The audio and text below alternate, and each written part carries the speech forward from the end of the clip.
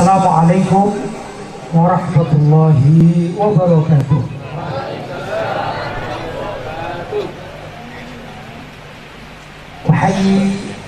أحييكم بتحية الإسلام.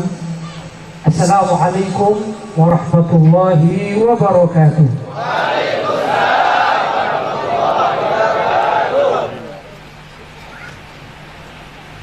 لأن الله يحب الفطر فأكرر سلامي عليكم. السلام عليكم ورحمة الله وبركاته. Alhamdulillah, wassalatu wassalamu ala rasulillah Sayyidina Muhammad ibn Abdullah wa ala alihi wa sahbihi wa man wala wa la hawla wa la quwwata illa billah, amma ba'd. Allahumma salli ala Sayyidina Muhammadin al-Fatih lima ughliq wal khatim lima sabaq nasiril haqqi bil haqq والهادي إلى صراطك المستقيم وعلى آله وصحبه حق قدره ومقداره العظيم. حضرة المكرمين، آباءنا الأماني، para habaib sesepuh yang hadir di tempat ini, Ma'asyiral ulama al-fudala, para kiai yang sangat mulia, Ma'asyiral asatidzah al-kurama, para guru yang mulia, Sahibul Bait Al-Ustaz Abdus Salam dan keluarga besar yang beliau naungi di dalam majlis Al-Istiqomah, yang saya muliakan seluruh jajaran pengurus Jam'iyah Ahli Sunnah wal Jamaah. Di antaranya yang saya baca susunan kepengurusannya ada Habib Syekh Asgar.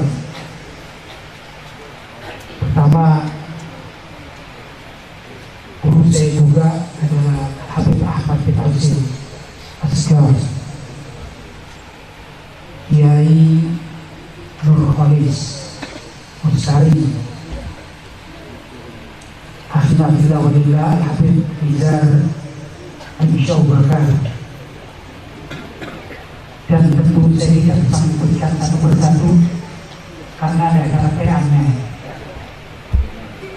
Tak lupa semua hadirin hadirat yang hadir di tempat yang sangat mulia ini. Alhamdulillah, sejak pembukaan acara Isra dan Mi'raj serta penutupan sementara majelis taklim baik itu Al-Istiqomah maupun Jam'iyah Ahli Sunnah wal Jamaah Aswaja Bangil, mudah-mudahan sejak awal sampai nanti kita pulang ke rumah masing-masing, semua langkah kita satu jengkal demi satu jengkal, terlebih ini di bulan Sya'ban, bulan yang sangat dicintai oleh baginda Muhammad sallallahu alaihi wasallam. Semuanya itu oleh Allah Subhanahu wa taala pahalanya dilipat gandakan, Allahumma amin. Dan mudah-mudahan malam hari ini kita juga ditulis termasuk orang-orang yang menghidupkan bulan Sya'ban, bulan yang sangat dicintai oleh Nabi kita Muhammad sallallahu alaihi wasallam, bulan yang sangat dicintai oleh warga Ahlu Sunnah wal Jamaah. Cuman sayangnya bulan ini bulan yang termasuk dibenci oleh orang-orang Wahabi karena amalan-amalan ahli sunnah wal jamaah ini banyak dilakukan pada bulan Sya'ban yang diingkari oleh orang-orang Wahabi. Tentunya bulan ini juga bulan yang sangat dicintai oleh kita umat Islam, tapi karena yang mencintai ini adalah warga ahli sunnah wal jamaah, maka orang-orang di luar ahli sunnah wal jamaah seperti tadi disebutkan ada Syiah, ya. Mungkin juga ada di tempat-tempat lain aliran-aliran sesat Ahmadiyah ini tidak begitu peduli terhadap kedatangan bulan Sya'ban.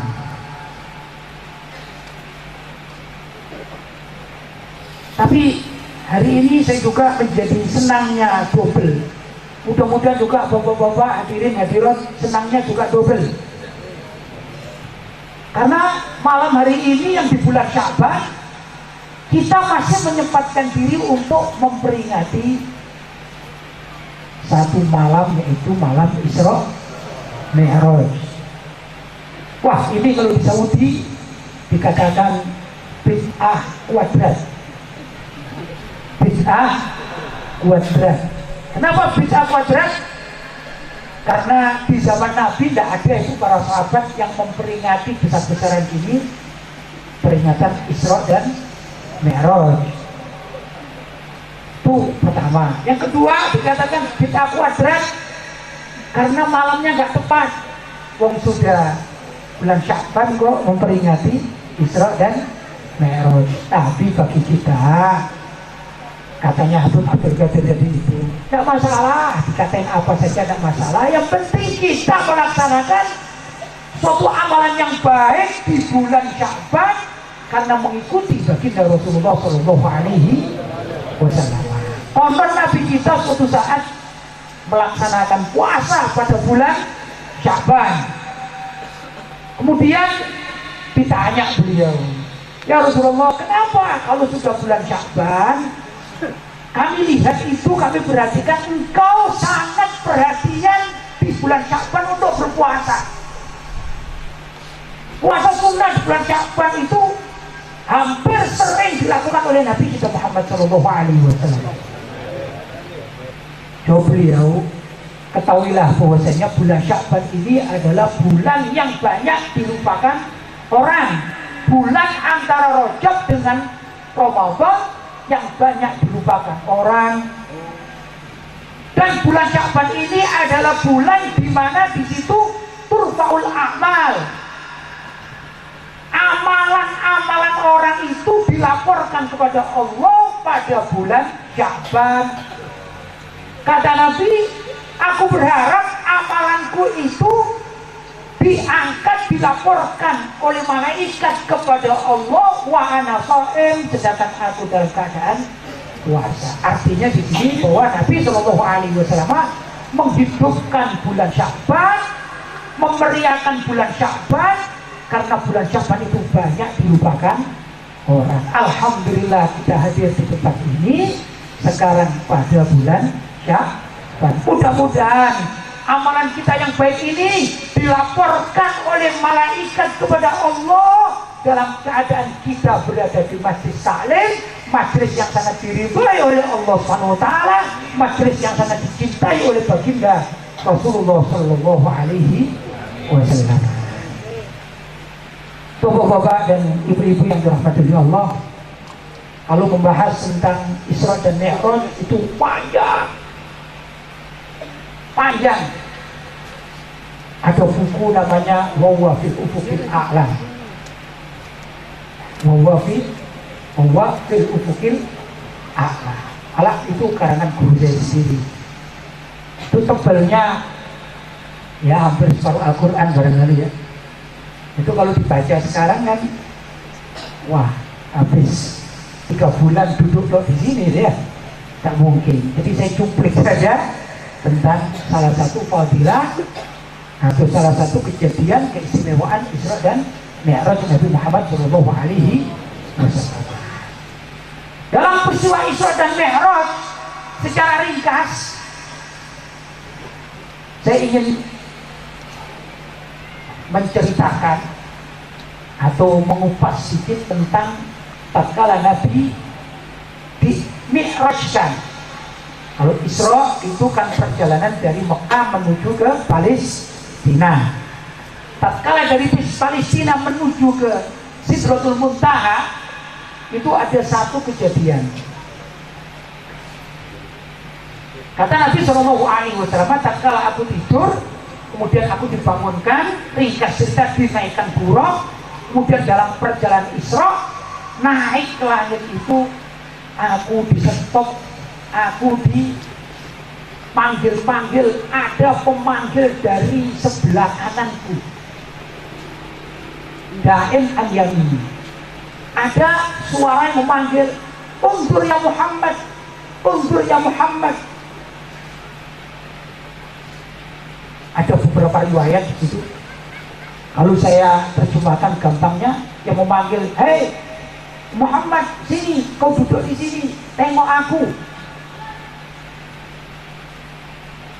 Tapi malaikat Jibril mengatakan, jangan Muhammad, sini, kau terus, jangan dengarkan. Nabi Muhammad jalan dengan hurufnya. Sebentar lagi ada suara lagi dari samping kirinya, ta'alnya Muhammad, sini kau Muhammad, kau lihat, kau tengok. Nabi Muhammad dibisikin oleh malaikat Jibril, sini Muhammad, dilanjutkan. Mungkin kalau bahasa saya, wes gak usah diurus, terus saya gak usah diurus, barangkali begitu. Dalam riwayat lain, begitu Nabi Muhammad jalan, ada seorang wanita cantik jelita, tapi nenek-nenek. Nah ini masalahnya, ya. Betul anak sabab-sabab ini pemuda cantik jelita, langsung bangun yang tidurnya. Cuma nenek-nenek, bukan sekedar cantik jelita nenek-nenek, bukan menggunakan ginjau yang tebal, pakaiannya yang glamor, ya. Barangkali mak lampir habis keluar dari salon, barangkali begitu.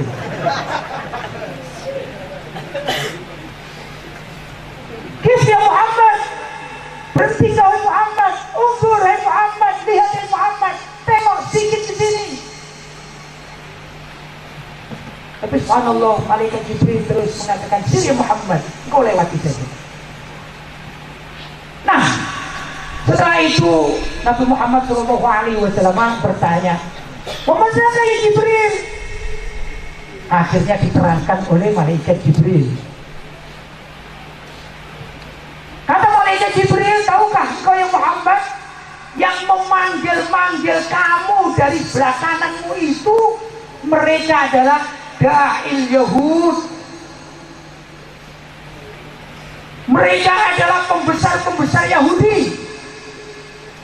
Mereka adalah tokoh-tokoh Yahudi.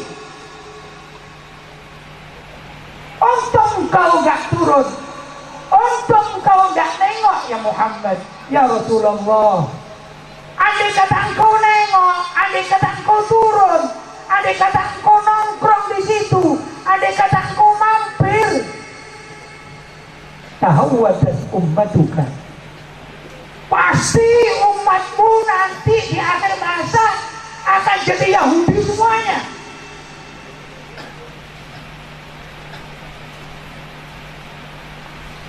Dan yang sebelah kiri tadi itu yang Muhammad ya Rasulullah adalah da'in Nasara,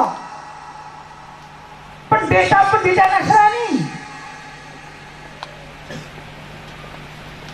Untung engkau gak nengok, untung engkau gak turun, untung engkau gak mampir. Andai kata mampir kau, tanah sorot umat juga, pasti umatmu besok akan jadi Nasrani semuanya. Sedangkan al-ajuz, nenek-nenek yang mencegahmu, apa tadi? Mak lampir keluar dari salon, itu adalah gambaran dunia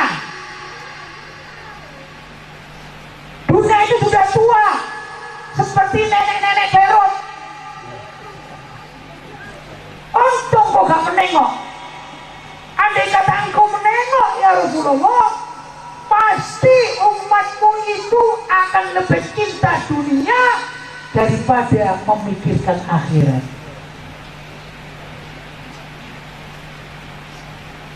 Ya ikhwan, ini pengajian sampai jam berapa nih? Berapa? Belum ya? Ini belum mau terima ya, belum mau terima, masih pra mau terima ini. Jadi masih belum ya. Pengajiannya belum, karena belum bahas Syiah katanya apa betul betul. Jadi belum ini ya. Subhanallah ya ikhwan. Nabi kita tidak menengok. Nabi kita tidak turun. Nabi kita dipanggil oleh dai Yahud, dai Nasara dan Al-Ajus, nenek-nenek mak lampir. Nabi kita tidak reken. Katanya bahasa Bangil nureken gitu. Subhanallah. Zaman sekarang umat Islam sudah banyak terpengaruh dengan orang-orang Yahudi, terpengaruh dengan orang-orang Nasrani, apalagi dengan kehidupan duniawi.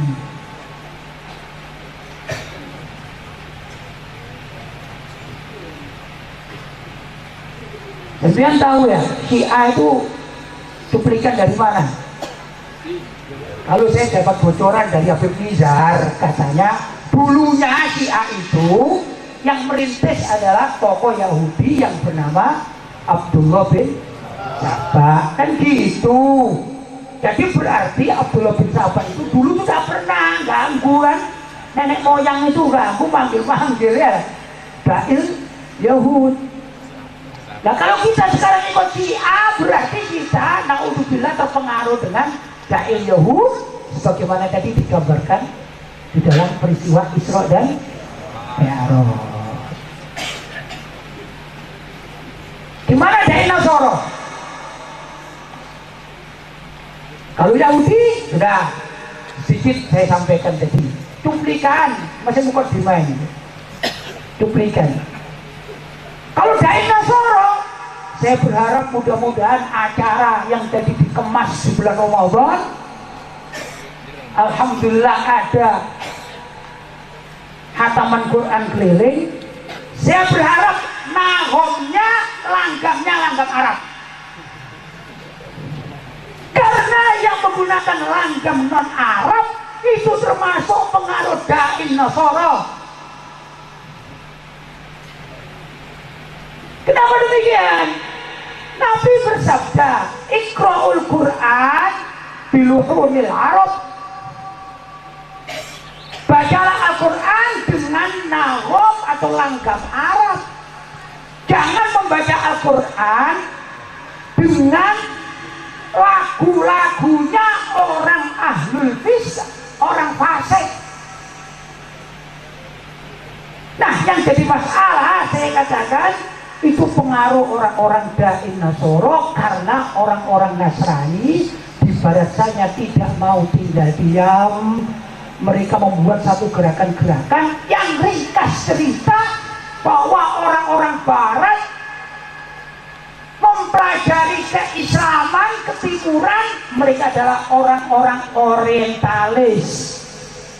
Orang Nasrani mempelajari keislaman bukan untuk diamalkan, bukan untuk diyakini kebenarannya, tapi berusaha mencari kesalahan ajaran Islam menurut standar Barat. Maka mereka mengatakan bahwa Al-Quran itu tidak harus dilakukan oleh orang-orang atau oleh lagu Arab. Kenapa? Karena dalam satu buku mereka yang dinukil oleh orang-orang liberal, dalam bukunya Lobang Hitam Agama, dikatakan begini: sesungguhnya Al-Quran yang dibaca umat Islam itu pada hakikatnya dulu diciptakan untuk atau sebagai perangkap untuk mengadakan Arabisasi menyebabkan atau mengajak seluruh dunia berkiblat ke Arab itu adalah buatan orang-orang Arab. Ini tujuannya orang-orang liberal pengikut orientalis. Karena itu mulai sekarang sebisa mungkin ya bolehlah dibaca dengan mulai dikit-dikit langgam Jawa, besok langgam Madura, besok lagi langgam Bugis, terus dan seterusnya. Lama-lama ada seorang dosen dari Yayasan Paramadina Jakarta, namanya Ade Armando, itu mengatakan boleh kok, dan mungkin Allah akan senang kalau kita membaca Al-Quran itu dengan lagu Jawa, lagu Madura, bahkan lagu hip hop dan blues. Naudzubillah min dzalik. Ini adalah pengaruh dari Dain Nasrani. Lengkap ya. Ada Dain Yahud, ada Dain Nasrani. Dain Yahud di mana? Dain Yahud ya antek-anteknya itu. Sekarang di dunia ini yang antek-antek Yahudi adalah, kalau Yahudinya kan sudah di mana? Israel. Antek-anteknya di Iran. Di Iran itu orang akan membuat, orang Islam Ahlu Sunnah wal Jamaah membuat masjid itu susah. Di Iran atau di Irak itu yang namanya tempat ibadahnya orang Syiah namanya Husainiyah. Kalau masjid identik dengan Ahlu Sunnah wal Jamaah. Jadi mendirikan masjid ini susah di sana. Tapi mendirikan sinagog dan gereja sangat mudah. Ini di mana? Di Iran. Jadi aneh kan? Mereka mengakunya Islam, tapi Islamnya Islam Syiah.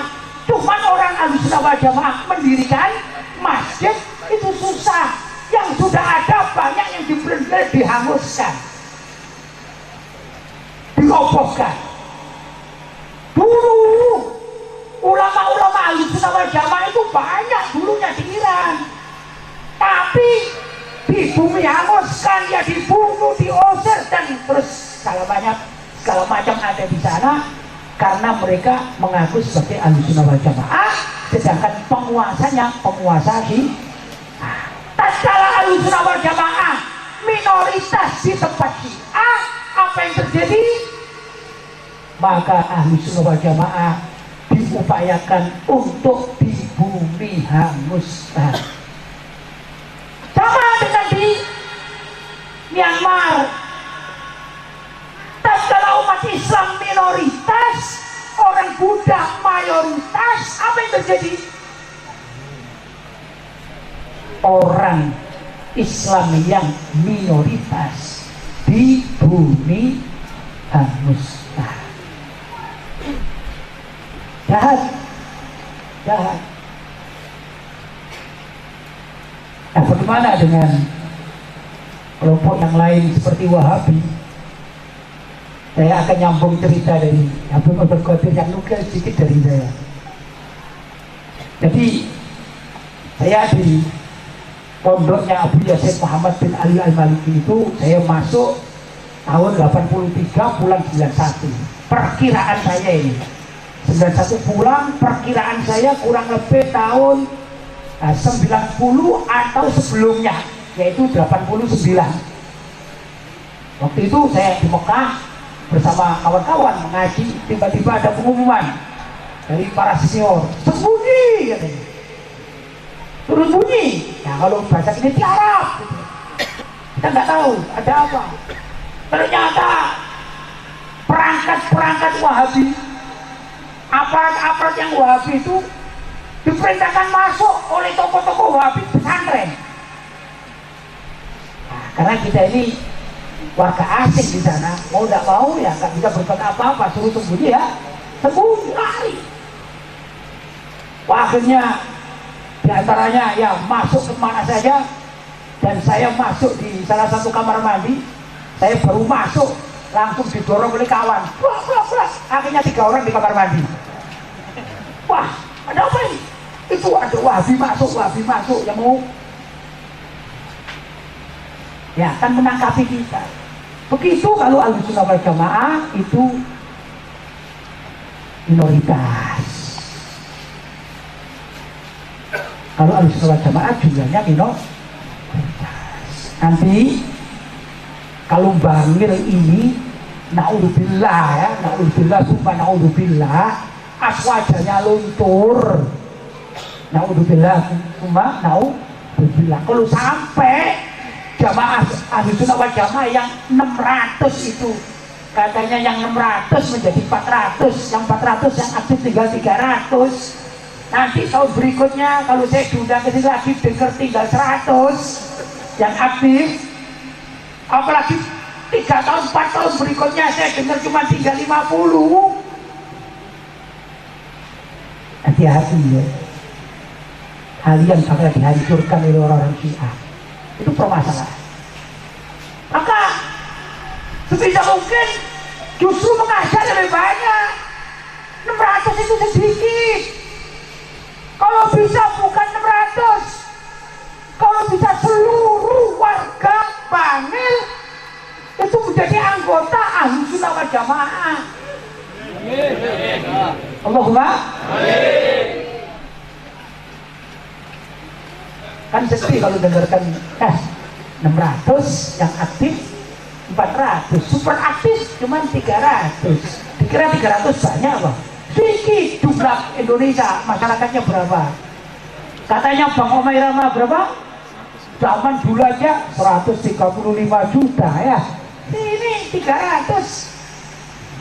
Sedikit. Harapan kita di tahun berikutnya semuanya aktif.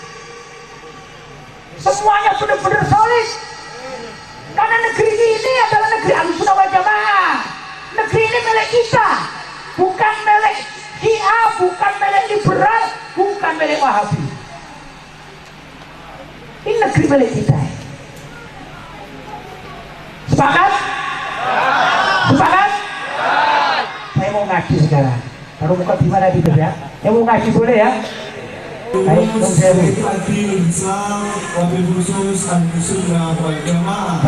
senang membaca sejarah. Jadi kalau kita tidur di Indonesia ini dalam sejarah Islam, saya yakin adik-adik ini yang sekolah, ada yang mungkin SMP barangkali ya, itu di buku-buku sejarah SMP itu ada tulisan begini. Pertama kali yang menyebarkan Islam di Indonesia adalah para wali. Itu harus diingat sejarah. Yang nulis bukan ulama, yang nulis bukan ustadz, yang nulis belum tentu pernah mondok, yang nulis belum tentu pernah hadir majelis taklim. Tapi subhanallah, karena memang sejarah nggak bisa dibohongi. Yang nulis sejarah Indonesia di situ disebutkan bahwa sejarah Islam masuk di Indonesia adalah dibawa oleh pedagang-pedagang dari Gau Darat.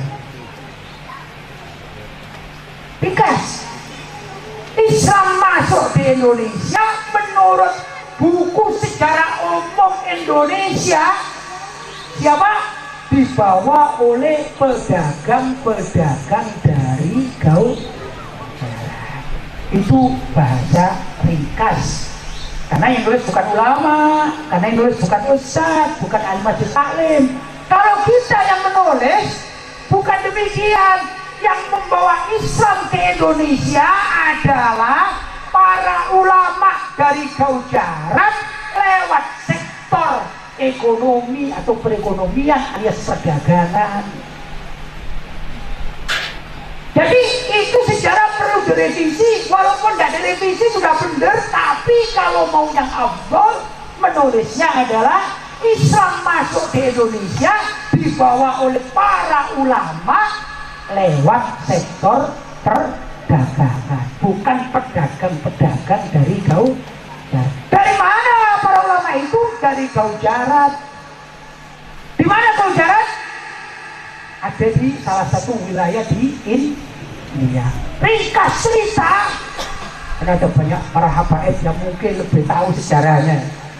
Kalau ditarik garis ke atas, sebenarnya ulama-ulama Gaujarat itu hakikatnya adalah keturunan dari Yaman, khususnya Hadramut. Orang-orang tua di Hadramut yang memang ahlinya berdakwah zaman itu, setelah mereka menyebarkan dakwanya di Yaman, maka mereka berusaha untuk menyebarkan agamanya, agama Islam, nyebrang lautan sampailah di tanah Gaujarat. Umumnya orang-orang Hadramut, gampangannya dari kalangan para habaib Hadramut itu, kalau pergi sendirian, tidak bawa anak dan istri, kemudian mereka menikahi wanita-wanita setempat. Nah, dari keturunan para habaib yang pergi berdakwah ke Gaujarat, maka lahirlah keturunan para habaib, tapi berkolaborasi dengan wanita-wanita Gaujarat India. Setelah mereka turun-menurun menempati Gaujarat, anak cucunya juga ingin berdakwah. Salah satu dari tempat dakwahnya itu adalah Asia Tenggara, masuk ke Indonesia. Karena itu bahasanya Islam masuk di Indonesia dibawa oleh pedagang-pedagang dari Gaujarat. Sebenarnya bukan begitu, dibawa oleh para ulama keturunan Gaujarat, yang Gaujarat itu keturunan dari Hadramut, masuk ke Indonesia membawa satu mazhab saja. Apa itu mazhabnya? Akidahnya Ahlus Sunnah wal Jamaah, fikihnya mengikuti mazhab Syafi'i. Itu kalau dicocokkan persis. Orang Hadramut sampai sekarang ulama-ulama kalau datang ke sini ditanya, ya Habib, akidah antum apa? Jawabnya adalah Ahlus Sunnah wal Jamaah. Fikihnya ngikut siapa? Ngikut Imam Syafi'i. Gampangnya Sunni Syafi'i. Maka Indonesia tatkala para ulama itu datang dari Gujarat, yang paling terkenal adalah 9 orang, alias siapa? Para wali songo. Yang dibawa cuma satu akidahnya, yaitu Ahlus Sunnah wal Jamaah. Mazhab fikihnya mengikuti mazhab Syafi'i. Berkembang, alhamdulillah. Indonesia yang dulunya Hindu, Buddha, dinamisme, animisme, berkat para ulama-ulama khususnya wali songo, maka Indonesia menjadi penduduk Islam terbesar di seluruh dunia. Dulunya satu, mengikuti Ahlus Sunnah wal Jamaah, bermazhab fikih Syafi'i. Lain itu berarti palsu, bukan asli milik Indonesia. Jadi kalau ditanya siapakah Muslim murni asli Indonesia, mereka adalah pengikut Sunni Syafi'i. Lebih dari itu sebenarnya adalah barang tiruan, persis seperti beras plastik.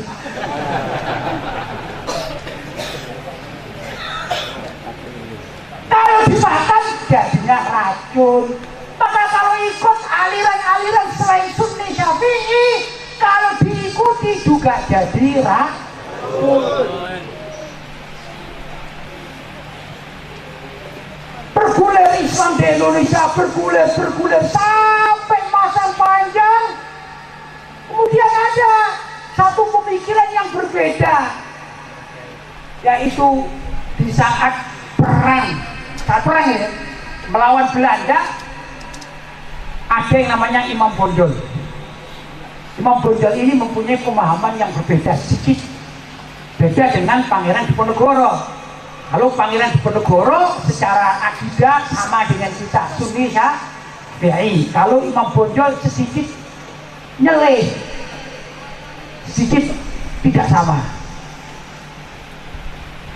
Tapi di zaman Wali Songo juga ya ada ya upaya-upaya aliran-aliran nggak bener itu ya ada, yang dimotori oleh Sidi Jenar.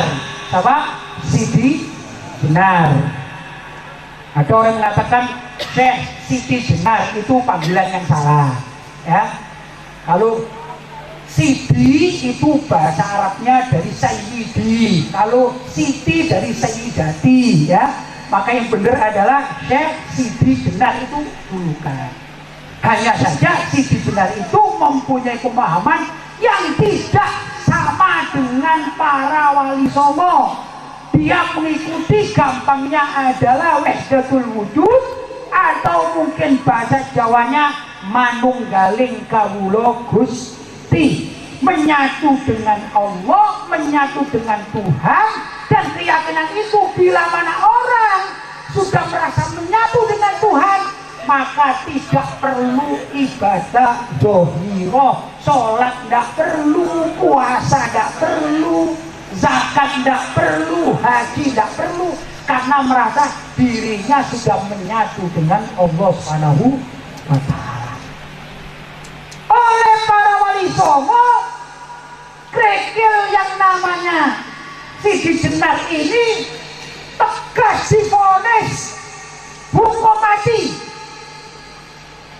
Itu wali songo yang kita rindukan. Hukum mati itu Sidi Jenar. Tidak main-main wali songo. Apa dikira wali songo cuma gendingan saja, kemudian diikuti sampai sekarang gendingan, lagunya diikuti dengan langgam Jawa, Quran? Bukan begitu. Di sisi yang lain wali songo ini tegas. Kalau ada yang sampai menentang akidah mayoritas, langsung hukuman mati. Itu siapa? Wali? Ada sekarang yang bukan wali songo? Tidak ada.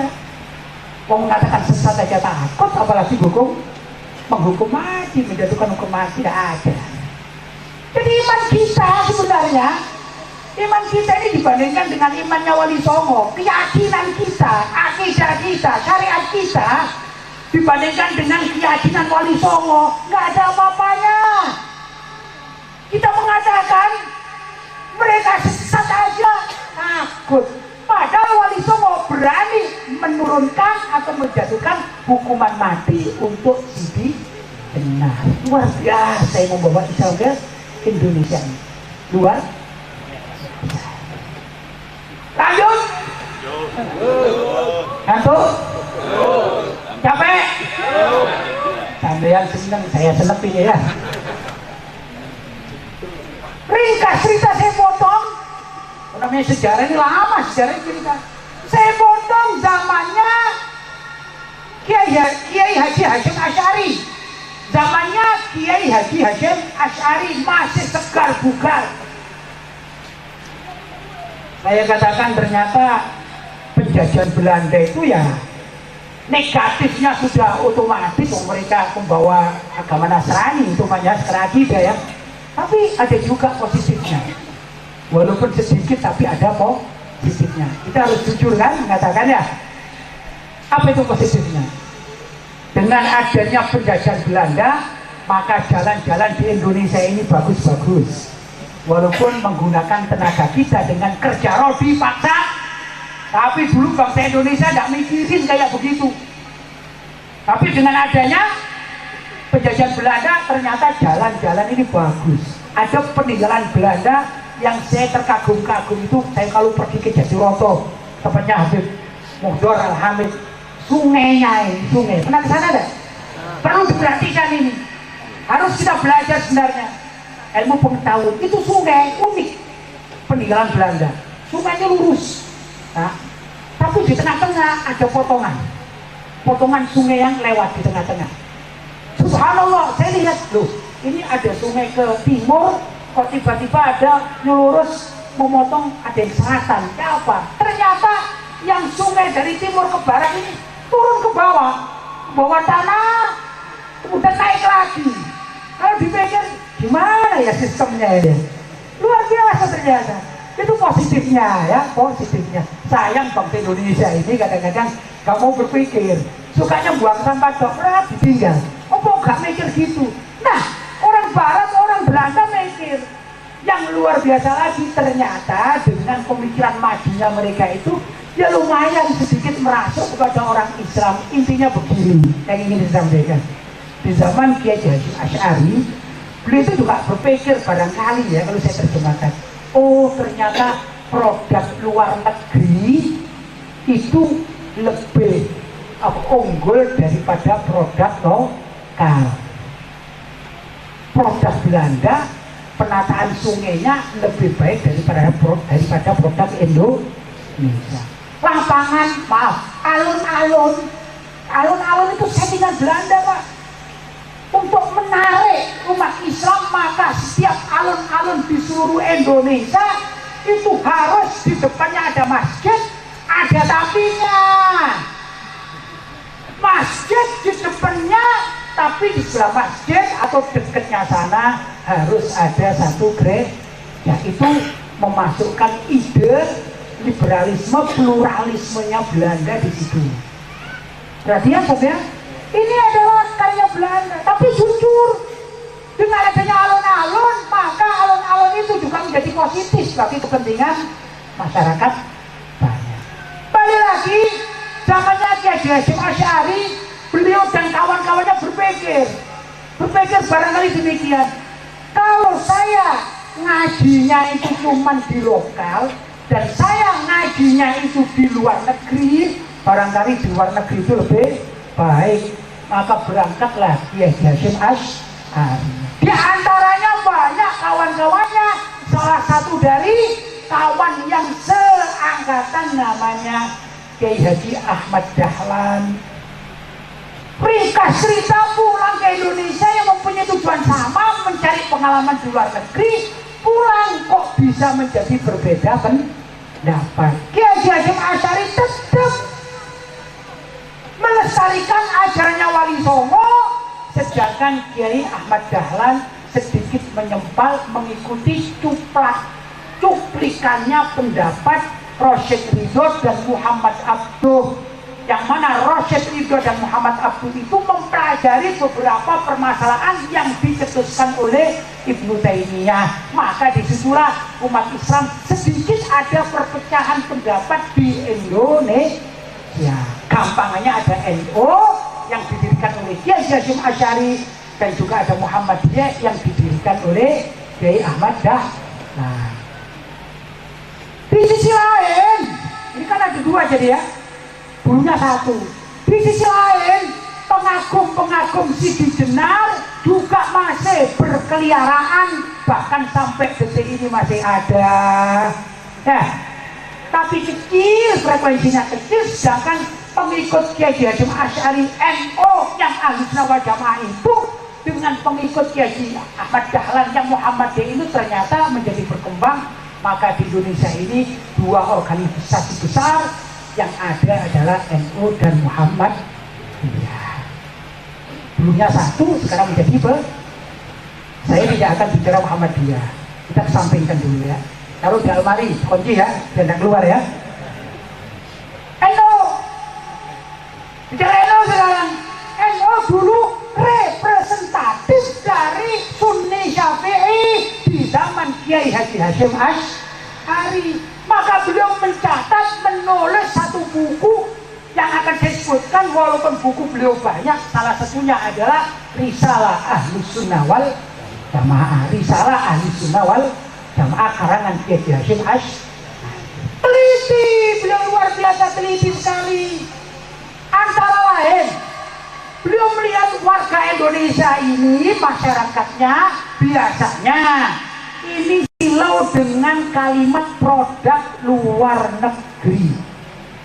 Ya, coba Mas ya, kalau ada celana jeans tulisannya produk made in Singapura dengan made in Bandung, tertarik yang mana? Singapura. Padahal yang lucu orang Singapura gulaannya di Bandung. Kalau haji-haji ini sering, bapak haji, ibu haji ini tertipu sering. Beli mukena di Mekah, beli sarung di Mekah, beli peci di Mekah, ya sudah. Apalagi warga Bangil ini. Kemudian pulang dibawa sebagai oleh-oleh, diberikan tamu hajinya orang Bangil. Subhanallah, kasih ini loh peci dari Mekah. Kata tamunya, "Dudu ini produk misananku dewe," katanya. Wah enggak, ya begitulah bangsa Indonesia repotnya. Maka Kiai Hasyim Asy'ari ini tegas. Oh, bangsa Indonesia ini paling gandrung dengan produk luar negeri, maka diadakan aturan-aturan main bagi warga NU yang namanya diberikan Qonun Asasi NU. Salah satu buku dari Qonun Asasi NU yang menjadikan pegangan adalah Risalah Ahli Sunnah wal. Di situ ada bab tentang fi bayani tamassuki ahli Jawa bi mazhabi ahli sunnah wal jamaah. Bahwasanya warga Jawa alias Indonesia ini harus berpegang teguh dengan mazhab ahli sunnah wal jamaah. Mungkin di antara para asatir, ya, para kiai yang hadir, para asatir yang hadir ini pernah belajar ya masalah akidah-akidah, perbedaan pendapat dan lain sebagainya. Itu ada para ulama zaman dahulu kala, ulama salaf itu mengatakan begini. Satu aja saya contohkan. Apa bedanya ulama-ulama terdahulu dengan Kiai Hasyim Asy'ari yang hidup di Indonesia? Ulama-ulama terdahulu mengatakan Syiah Zaidiyah adalah Syiah Takfir. Yang namanya Syiah Zaidiyah adalah Syiah Takfir. Apa itu Syiah Takfir? Syiah Takfir hanya mengatakan bahwasanya Sayyidina Ali lebih afdol daripada Sayyidina Abu Bakar, Sayyidina Umar dan Sayyidina Utsman. Hanya lebih afdol. Tapi mereka mengatakan tasihhu imamatul mafduli biwujudil fadil. Sahlah kepemimpinan orang yang tidak mulia sekalipun ada yang lebih mulia, alias begini. Sayyidina Abu Bakar menjabat sebagai khalifah pertama menurut Syiah Zaidiyah itu sah. Sayyidina Umar menjabat sebagai khalifah kedua menurut Syiah Zaidiyah itu sah. Sayyidina Utsman menjabat sebagai khalifah ketiga menurut Syiah Zaidiyah itu sah. Walaupun tiga orang ini menurut afdoliyahnya, keutamaannya masih di bawah Sayyidina Ali. Jadi manusia paling mulia setelah Nabi adalah Sayyidina Ali bin Abi Thalib menurut Syiah Zaidiyah. Buku Syiah Zaidiyah ada penulisnya seperti Subul Salam itu Syiah Zaidiyah. Itu dunia menerima, dunia Islam menerima. Tapi subhanallah, Kiai Hasyim Asy'ari menolak. Hebat ini. Wali Songo sudah tegas. Wali Songo berani mengatakan hukuman mati untuk Sidi Jenar, pengikut manunggaling kawula. Sekarang Kiai Haji Hasyim Asy'ari beliau mengatakan bahwasanya Syiah Zaidiyah ahlul bid'ah. Namanya ahlul bid'ah itu sesat. Ulama dunia yang mengatakan Syiah Takfir ringan sekali, bahkan ada yang mengatakan dekat dengan kita Ahlussunnah wal Jamaah dan lain sebagainya, bisa kolaborasi. Tapi Kiai Haji Hasyim Asy'ari justru mengatakan sekali-kali jangan ada warga NU untuk bergabung untuk mengambil ilmu dari Syiah Zaidiyah luar ya. Padahal hanya mengatakan apa? Sayyidina Ali lebih afdal daripada Sayyidina Abu Bakar. Ahlus Sunnah wal Jamaah mengatakan bahwa afdoliyah di kalangan umat manusia di zaman Nabi Muhammad adalah pertama baginda Rasulullah Sallallahu Alaihi Wasallam. Afdal yang kedua adalah Sayyidina Abu Bakar As-Siddiq. Afdal yang ketiga adalah Sayyidina Umar Ibn Khattab. Untuk masalah Sayyidina Utsman dengan Sayyidina Ali ada khilaf bainal ulama. Tapi yang paling utama mengatakan Sayyidina Utsman itu peringkat keempat, Sayyidina Ali peringkat kelima sesuai dengan urutan Al-Khulafaur Rasyidun menurut kaul yang muktamad. Berarti ada yang ghairu muktamad. Boleh saja ada apa-apa. Ya. Sudah, kembali lagi. Apa bedanya Syiah Zaidiyah dengan Syiah Khomeiniya, dengan Syiah Irania, dengan Syiah Indonesia, dengan Syiah Banilia? Sudah, Syiah Banilia. Syiah Bayapia gitu. Kalau Syiah Zaidiyah hanya mengatakan Sayyidina Ali lebih afdal daripada Sayyidina Abu Bakar. Ulama dunia menerima, tapi kewaspadaan Kiai Haji Hasyim Asy'ari saking waspadanya beliau mengatakan itu sesat, jangan diikuti. Sedangkan Syiah Bangil, kok Bangil dulu ya, Bangil peringkat keempat ya. Maaf. Sedangkan Syiah apa? Syiah Irania, Syiah Khomeiniya, Syiah Imamiyah, Syiah Indonesia, dan Syiah Bangil itu mengatakan Sayyidina Ali lebih afdal jauh daripada Sayyidina Abu Bakar, dan Sayyidina Abu Bakar orang kafir. Na'udzubillah ini mengkafirkan. Kalau cuma mengatakan lebih afdal saja katanya Kiai Hasyim Asy'ari itu sesat dan menyesatkan, apalagi kalau sampai mengkafirkan. Apa ini sesatnya? Bukan sesat lagi. Saya katakan Syiah Khomeiniya itu adalah agama tersendiri di luar Islam. Bukan Islam, di luar Islam. Itu yang benar begitu. Maka kalau dikatakan, oh sama Islamnya, gak tahu mau jogi, kita bukan. Perlu dalil? Sampai subuh ini ya, gak apa-apa. Perlu bukti? Saya buktikan. Ada satu buku, judulnya Kecuali Ali, karangan Abbas Rois Kermani. Kermani apa? Kermani atau Kermian atau apa kata udah?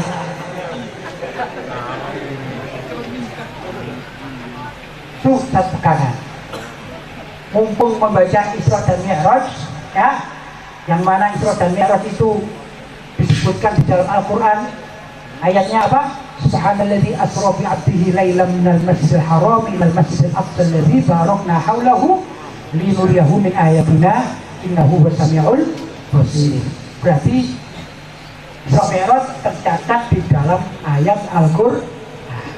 Mumpung membaca Al-Quran, saya menjadi ingat satu ayat.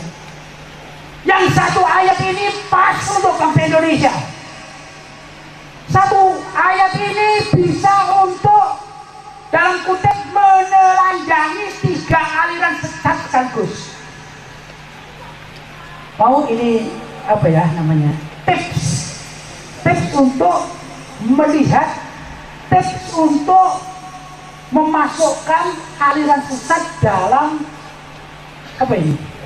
Laboratorium ayat Al-Quran. Ayatnya satu, Pak. Bismillahirrahmanirrahim. Allah Ta'ala, kullu syai'in halikun illa wajhah. Artinya kullu syai'in, segala sesuatu, halikun kelak, halikun akan rusak, akan hancur, illa wajhah, kecuali saya kasih tutup wajhah. Wajahnya tidak saya terjemahkan. Ini laboratorium wajhah. Ya. Ayatnya gimana? Kullu syai'in halikun illa wajhah. Segala sesuatu itu pasti akan rusak kecuali wajhah, wajhahu.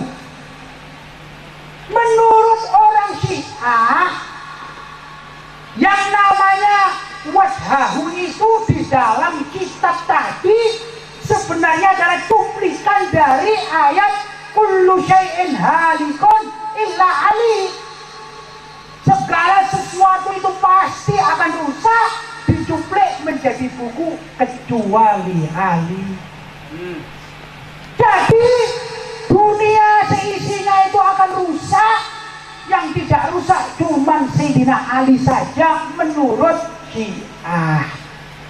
Padahal menurut Ahlussunnah wal Jamaah, arti kullu syai'in halikun illa wajha itu adalah segala sesuatu pasti akan rusak kecuali Zatullah, Allah saja yang tidak rusak.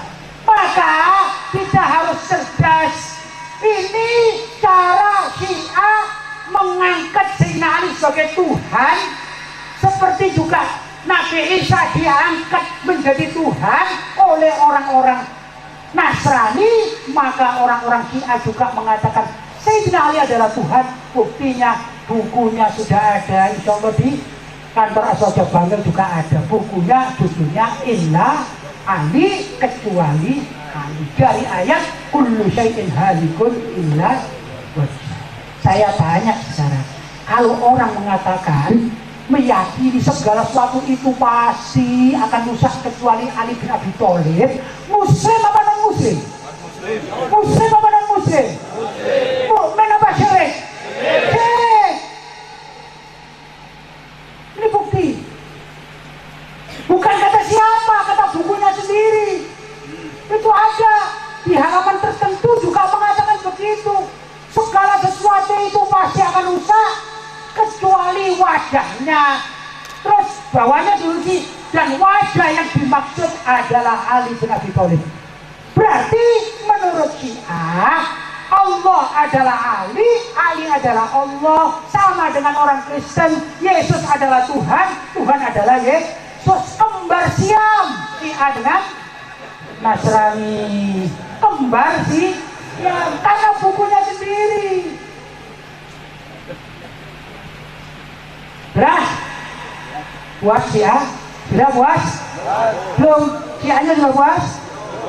Enggak boleh aku. Kullu syai'in halikun illa. Gimana orang Mujassimah? Orang Mujassimah itu adalah orang-orang yang menisbatkan tubuh kepada Allah, anggota tubuh. Jadi kalau misalnya di Al-Quran maupun hadis ada kalimat ainullah, mata Allah, menurut kaum Mujassimah yang diikuti oleh Muhammad bin Abdul Wahhab An-Najdi alias orang Wahabi, kalimat kullu syai'in halikun illa wajha tidak boleh ditakwili, tidak boleh ditafsiri apapun, maka harus tetap seperti aslinya. Maka menghasilkan penerjemahan, pemahaman segala sesuatu itu pasti akan rusak kecuali wajahnya Allah. Saya tambahin lebih mudah, segala sesuatu itu pasti rusak kecuali wajahnya Allah saja. Ini penafsiran Wahabi. Kalau demikian saya tanya, di hadis, di ayat itu ada apa ya? Yadullah, kalimat Yadullah itu ada. Kalau tadi dikatakan segala sesuatu itu kelak akan rusak kecuali wajahnya Allah saja, maka mengikuti pendapat ini tangannya Allah kemana? Rusak berarti besok-besok. Betul? Kalau orang meyakini persis seperti ayatnya itu, tidak boleh dirubah-rubah sebagaimana orang-orang Mujassimah, orang-orang Wahabi, maka besok di akhirat semuanya akan rusak kecuali wajahnya Allah saja. Kalau Allah dikatakan punya perut, perutnya rusak, kaki, kakinya rusak, tangan, tangannya rusak. Na'udzubillah, ini syirik, ini kekufuran, tidak Jamaah menafsirinya dan juga dengan hadis, dengan ayat-ayat Al-Quran, bahwa yang dimaksud kullu syai'in halikun illa wajhah illa dzatullah, segala sesuatu itu pasti akan rusak kecuali zatnya Allah. Kalau zatnya Allah, ya bukan berarti punya wajah seperti wajah manusia, punya tangan, punya kaki. Enggak, ya zatullah. Ini yang benar. Jelas? Kesalahannya Wahabi jelas? Dalam dua ayat ya, satu ayat mempunyai dua didikan. Syiah jelas murtad, Syiah jelas syirik, Syiah jelas di luar Islam karena mempunyai Tuhan bernama Sayyidina Ali bin Abi Thalib, seperti orang Nasrani mempunyai Tuhan yang namanya Sayyidina Isa. Kita Ahlussunnah wal Jamaah, kita seorang muslim, wajib hukumnya menghormati Sayyidina Isa sebagai Nabi dan menghormati Sayyidina Ali bin Abi Thalib sebagai menantu Nabi, ahlu baitin Nabi, dan juga khalifah keempat. Wajib hukumnya mencintai dan menghormatinya, tapi tidak sampai mengkultuskan, menuhankan. Itu kita Mu'tazili, itu Syiah. Wahabi sudah jelas, karena mereka adalah kaum mujassimah, orang-orang yang melibatkan jisim bentuk tubuh kepada Allah. Padahal Allah berfirman, laisa kamitslihi syai'un wa huwas samiul, laisa kamitslihi syai'un. Apa tulisannya? Wa samiul basir ya.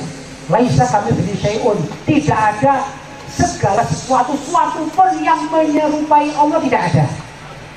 Sesuatu pun, karena Allah bukan sesuatu, jadi nggak ada sesuatu yang menyerupai Allah. Itu keyakinan Ahlussunnah wal Jamaah. Kata satu kalimat juga, kalimat masal, katanya wa kullu ma khatara bi balika huwa laisa mithlu dzalika. Apa yang tercetus dalam pikiranmu tentang zat Allah, bahwa maka Allah itu tidak sama dengan apa yang ada dalam pikiranmu, itu berbeda sekali. Nah, itu akidah Ahlussunnah wal Jamaah. Nah, sekarang bagaimana dengan kelompok ketiga, orang liberal?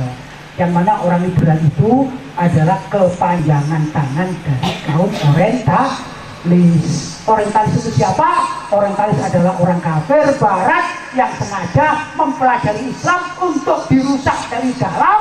Sekarang sudah mempunyai anak cucu bernama Jil, yang mengatasnamakan Jil liberalisme, singkatnya dari jaringan Islam liberal menurut mereka.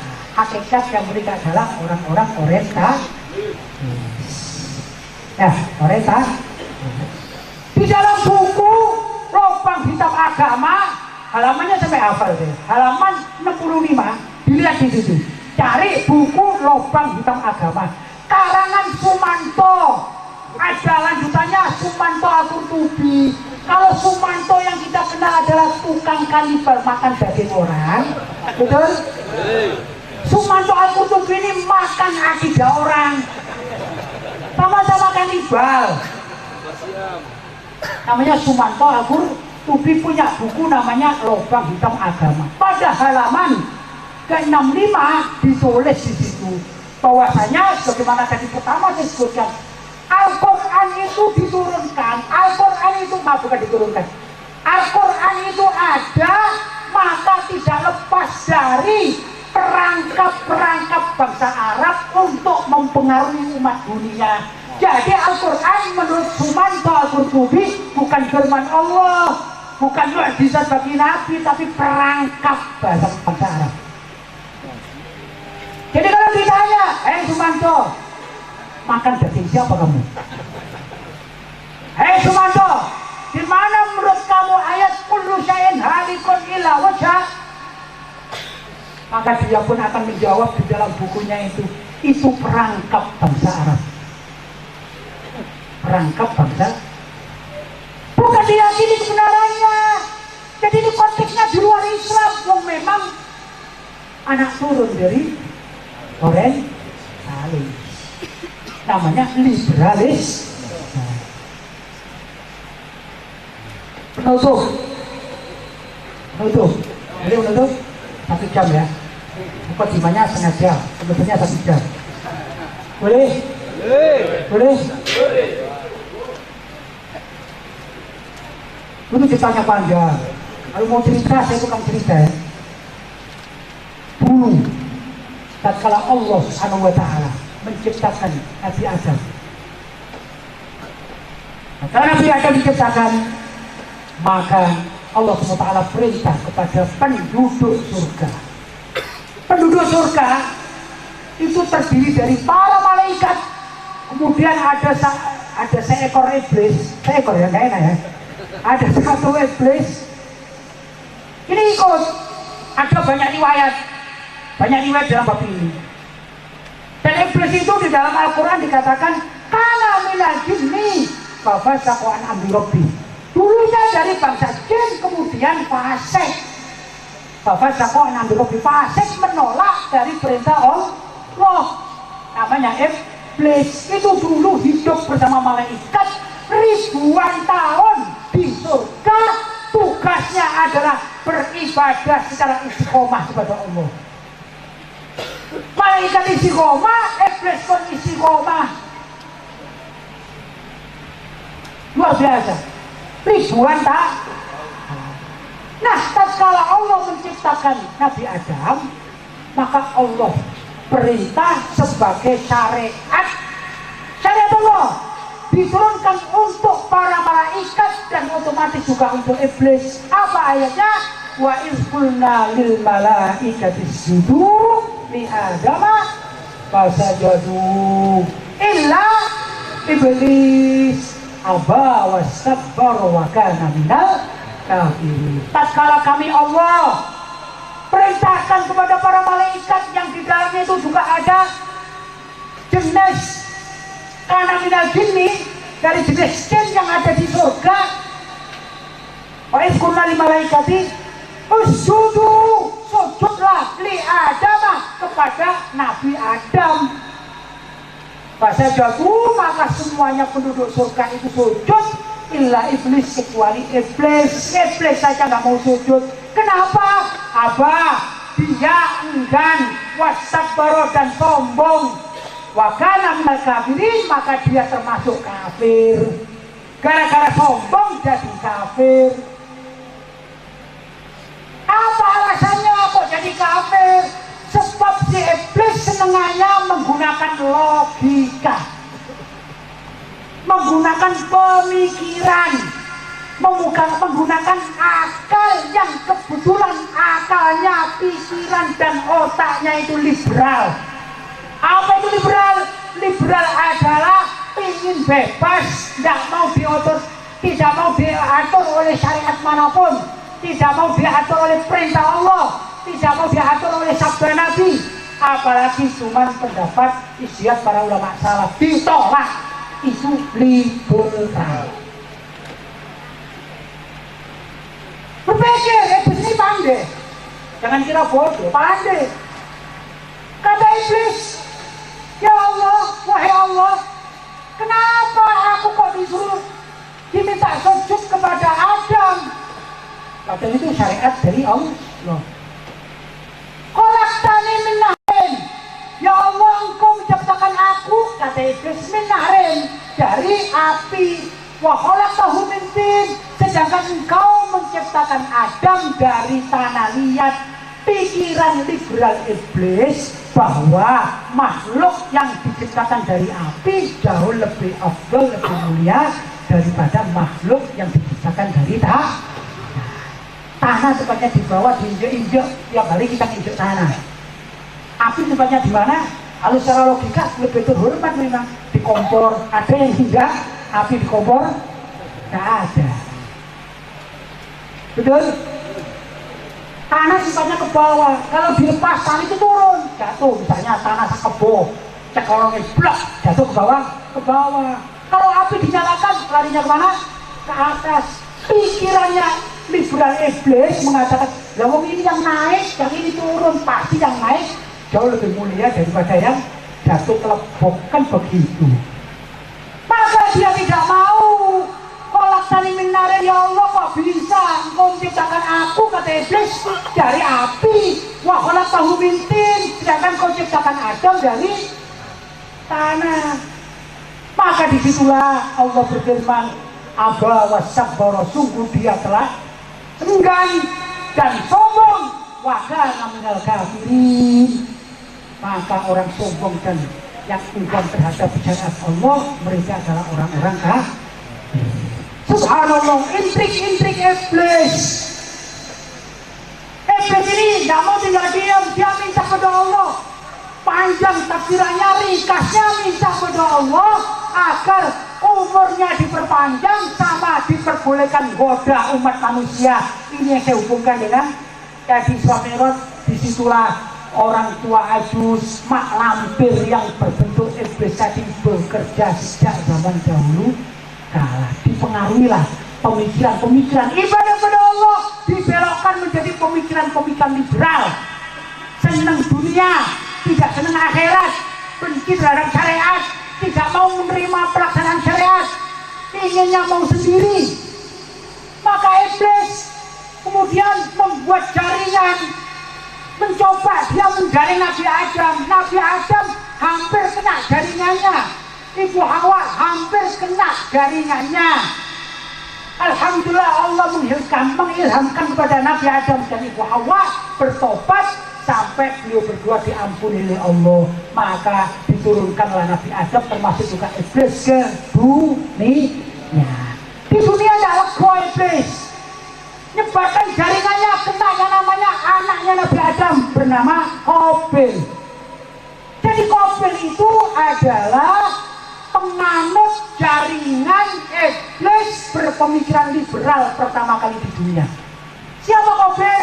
Qabil adalah orang yang menolak syariat pernikahan antara dirinya dengan saudara kembarnya yang haram. Dia harus menikah dengan adiknya, yang mana adiknya itu tidak begitu cantik, sedangkan kembarannya itu cantik sekali. Maka digoda oleh iblis dengan jaringannya itu, dikatakan, hei Qabil, ngapain lu menikah sama adik lu kurang cantik, mending sama saudara kembarmu yang cantik juga. Maka marah Qabil, langsung membunuh adik kandungnya yang bernama Habil, yang mempunyai saudara yang tidak begitu cantik. Insya Allah ceritanya sudah banyak yang tahu, walaupun sedikit-sedikit pernah dengar ya. Nah, yang penting siapa peserta jaringan iblis liberal pertama kali di dunia adalah banyak. Setelah itu zamannya Nabi Musa, maka peserta pengurus jaringan iblis liberal adalah Fir'aun. Fir'aun dengan kesombongannya mengatakan, aku adalah Tuhan seluruh alam semesta. Kenapa? Karena terpengaruh dengan jaringan iblis liberal. Kalau disingkat jadi betul? Betul? Jadi sudah ada lama terus zamannya Nabi Muhammad ada seperti Abu Jahal, Abu Lahab. Ini semua adalah jaringan-jaringan iblis liberal. Pemikirannya liberal, tidak bisa menerima syariat dari Allah. Iblis rekreasi, iblisnya rekreasi sampai di Najd. Mana Najd? Saudi Arabia. Ketemu mangsa namanya Muhammad bin Abdul Wahab, dijaring, maka jadilah Wahabi. Jadi Wahabi itu juga termasuk jaringan iblis liberal, karena tidak taat dengan syariat Allah. Rekreasi lagi sampai di Iran, ketemu siapa? Khomeini pun sebenarnya sudah terdaftar. Jadi buku Indo jaringan iblis liberal itu terdaftar nama Khomeini Al-Irani, sudah ada. Kalau tidak percaya tanya itu sama iblis. Luar biasa. Masuk di Indonesia banyak, termasuk yang sudah terdaftar namanya Ulil Absar Abdallah, wong Endo yang berkhianat kepada Kiai Hasyim Asy'ari. Banyak terus. Nah sekarang iblis ini juga tidak tinggal diam. Ada kesempatan kesempatan apapun, event apapun, jaringannya disebarkan. Nah sekarang ini orang-orang anak buahnya iblis liberal, jaringannya ini mulai merubah-rubah lagu Al-Quran dengan lagu Jawa. Ini bukan hukumnya boleh atau tidak boleh, tapi intrik orang liberal yang menjadi anak buahnya iblis itulah yang bermain. Jangan dilihat hukumnya ada yang mengatakan halal, boleh, dimana orang tidak bisa baca Al-Quran, kemudian dikasihkan kemaafan. Bukan itu. Yang main adalah orang-orang liberal. Dan di Jakarta sekarang ini orang liberal rangkulan dengan orang Syiah. Jalaluddin Rahmat rangkulan dengan Mohsin Labib, rangkulan dengan Uli Abdur Abdallah, rangkulan dengan Muslim Abdurrahman, orang Muhammadiyah yang dan masih banyak rangkulan itu. Sayangnya di NU sekarang baik dari atas sampai bawah lebih banyak mengikuti pemikiran liberalnya. Banyak sekarang. Nauzubillahi. Mudah-mudahan kita Ahlussunnah wal Jamaah ini benar-benar mengikuti ajaran Kiai Haji Hasyim Asy'ari yang benar-benar murni Sunni Syafi'i, tidak liberal, tidak Syiah dan tidak Wahabi. Itu yang perlu kita lestarikan. Bapak-bapak yang dirahmati Allah, janji saya sudah dipenuhi. 3 aliran sesat yang kita soroti sudah saya sebutkan semua. Mudah-mudahan apa yang saya sampaikan ini ada manfaatnya, sehingga kita dijaga oleh Allah, akidah kita, akidah keluarga kita, akidah anak cucu kita semua dilindungi oleh Allah, dilestarikan oleh Allah, menjadi benar-benar Ahlussunnah wal Jamaah yang garisnya lurus mengikuti apa yang diajarkan oleh Kiai Haji Hasyim Asy'ari. Barangkali itu yang dapat saya sampaikan, kurang lebihnya mohon maaf yang sebesar-besarnya. Ada walaupunikum. Wassalamualaikum warahmatullahi wabarakatuh.